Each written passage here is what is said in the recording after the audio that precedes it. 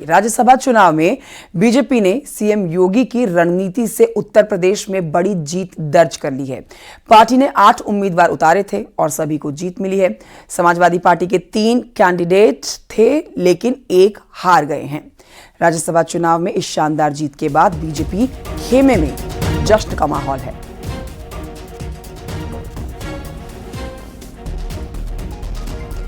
तो वहीं आपको बताएं कि नवनिर्वाचित राज्यसभा सांसदों को सीएम योगी ने ट्वीट कर बधाई दी है। सीएम योगी ने लिखा है, उत्तर प्रदेश से राज्यसभा के द्विवार्षिक चुनाव में विजयी होने वाले बीजेपी के सभी सम्मानित प्रत्याशियों को हार्दिक बधाई। पूर्ण विश्वास है पीएम मोदी जी के नेतृत्व में आप सभी अंत्योदय के प्रण और विकसित भारत के संकल्प की सिद्धि में सहायक होंगे। आप सभी के उज्जवल कार्यकाल के लिए मंगल कामनाएं।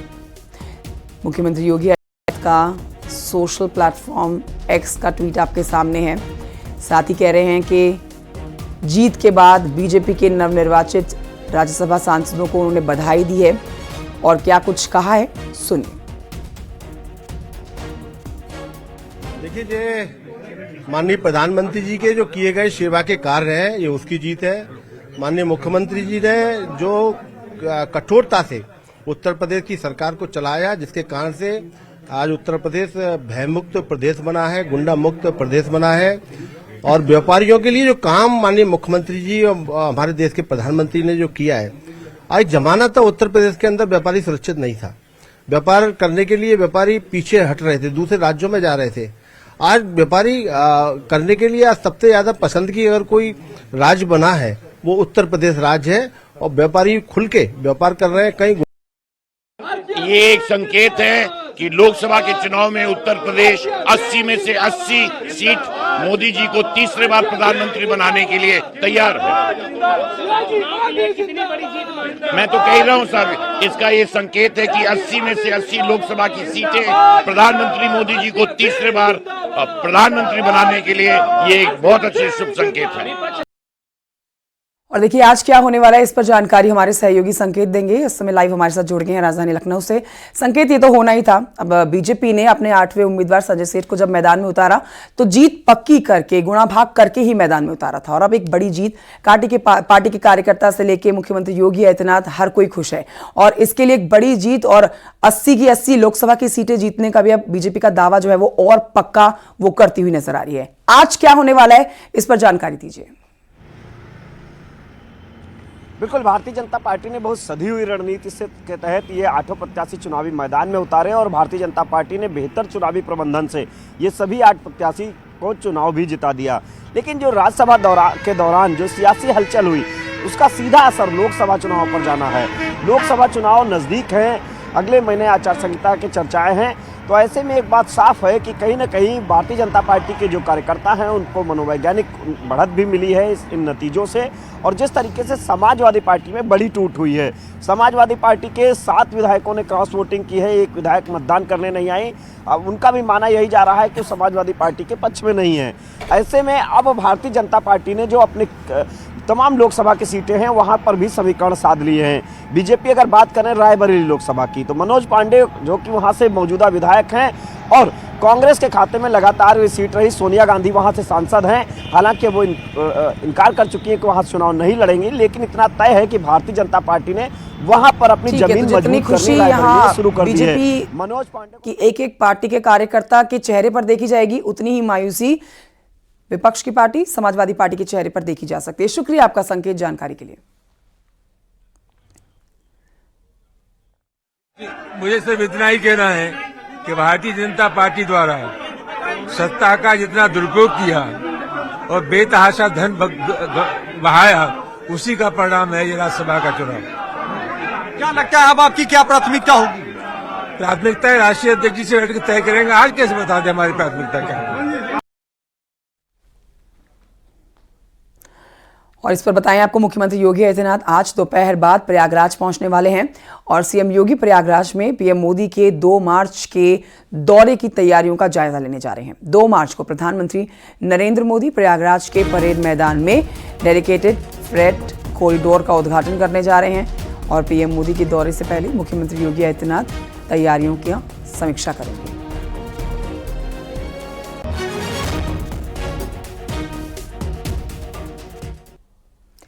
भारतीय जनता पार्टी 2024 की तैयारी में जुट गई है और इसको लेकर आज लखनऊ में बीजेपी ऑफिस में विकसित भारत मोदी की गारंटी रथों को जनता तक ले जाने के लिए बीजेपी ऑफिस में कार्यशाला का आयोजन होने जा रहा है। मुख्यमंत्री योगी, प्रदेश अध्यक्ष श्री भूपेंद्र सिंह चौधरी, उप मुख्यमंत्री केशव प्रसाद मौर्य दोपहर 2 बजे कार्यशाला की शुरुआत करेंगे। फिर दोपहर 3:30 बजे रथों को रवाना करेंगे। अब इसके माध्यम से बीजेपी तैयारी चुनाव को लेकर जनता से सुझाव लेने की है, साथ ही साथ सरकार के कामों को जनता तक पहुंचाने की भी तैयारी है।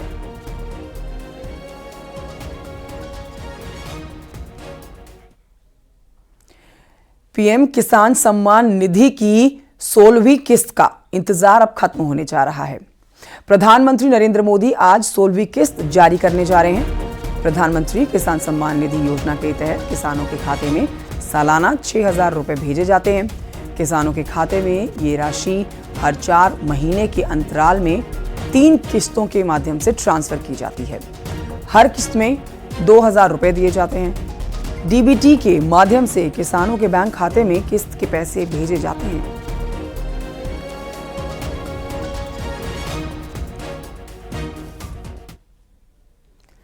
आइए आगे बढ़ते हैं। आपको बताते हैं फिरोजाबाद में बदमाश की पुलिस के साथ मुठभेड़ हो गई और मुठभेड़ में बदमाश को गोली लगी, वो घायल हो गया। और कुछ दिन पहले ही 4 थाना क्षेत्र में मोटरसाइकिल की लूट हुई थी।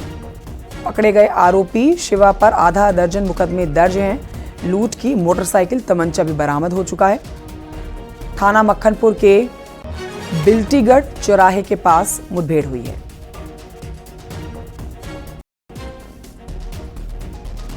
व्यक्ति सवार थे और उस बाइक को रोककर चेक करने का प्रयास किया गया।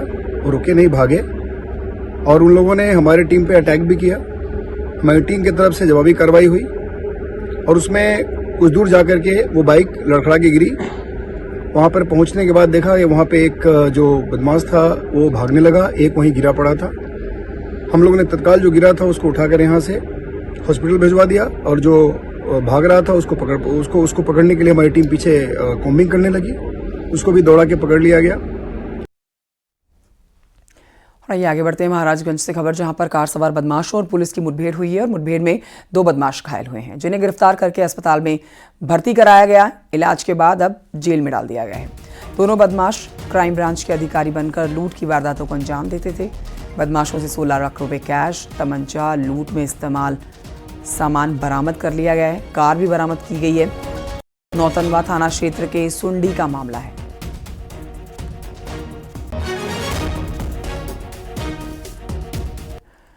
गाजियाबाद से अयोध्या के लिए आस्था स्पेशल ट्रेन श्रद्धालुओं को लेकर रवाना हुई।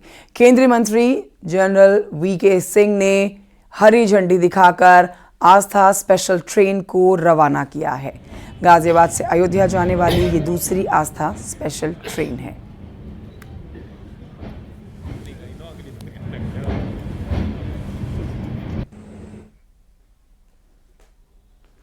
आगरा महोत्सव की बात करेंगे। आगरा में महोत्सव आधिकारिक समापन हो चुका है और केंद्रीय मंत्री professor SP Singh Baghel, commissioner Ritu Maheshwari और डीएम ने शिल्पियों और कलाकारों का सम्मान किया।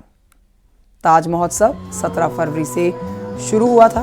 10 दिन तक बॉलीवुड सिंगर से लेकर कई थिएटर आर्टिस्ट परफॉर्मेंस देते हैं अपनी।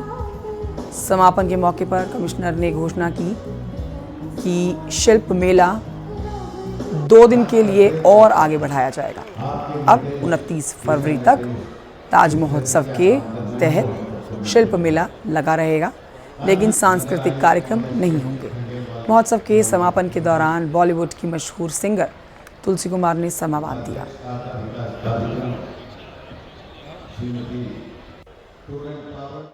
का धन्यवाद देना चाहूँगा कि बहुत सफलतापूर्वक संपन्न हुआ है। 300 कलाकारों ने भाग लिया है। यहाँ पर भरतनाट्यम, कुचिपुड़ी, कथकली, कथक, बेहुआ, घूमर, गरबा आदि लोक भाषा, लोक भोजन, लोक भूषा, लोक साहित्य, लोकगीत, लोक संगीत, लोक कला को बढ़ावा मिला है। इस बार का ताज महोत्सव चाहे वो फुटफॉल है, चाहे बिक्री है, या जो हमारे विभिन्न इवेंट्स रहे हैं, विभिन्न नए न्यूज़ रहे हैं, पिछले कई वर्षों की तुलना में हम लोगों ने बहुत भव्य तरीके से आयोजित करा है। सबसे बड़ी बात, हमने कुछ ताज महोत्सव समिति ने और स्पॉन्सर्स और सबके सहयोग से प्रयास ये किया गया कि ऐसे प्रयास किए जाएं जो आगे भी कैरी फॉरवर्ड हो। हॉट एयर बलून राइड जैसे एक नई शुरुआत की गई है जो आगे भी एडीए के माध्यम से लगातार जारी रहे।